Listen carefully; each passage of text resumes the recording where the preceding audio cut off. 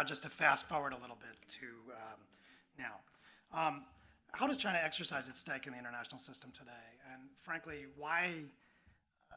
I don't think I'm telling you anything when I say it's hard for the US and China to coordinate, harder than it should be on a lot of issues, even where the United States and China share interests. Why is that the case? Let me throw out a few ideas, and you can tell me what you think of these.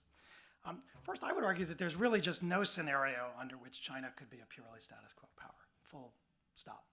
Because even if China accepted the international order precisely as it is today, it would still want to reweight institutions, voting stakes, change governance mechanisms to give itself a greater voice, a greater role, and greater influence on outcomes and decisions. So in that very structural sense, there's nothing particularly status quo about China, even if it accepts the institutions as they are. Now, China's not alone in that. In fact, it's joined by several other emerging and rising powers around the world. I've spent part of my career working on India, for example. A democracy deeply ambivalent about the rise of Chinese power in many, many ways, but which nonetheless has joined China in creating an architecture of some new institutions around the world.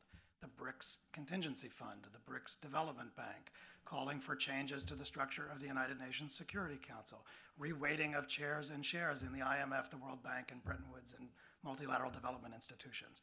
India has joined the Asian Infrastructure Investment Bank, which I want to come back to at the end in a second. So all of this is a long way of saying that even accepting institutions and architecture as it is, there would still be an element of non-status quo-ness to China's interaction with them, and that's important.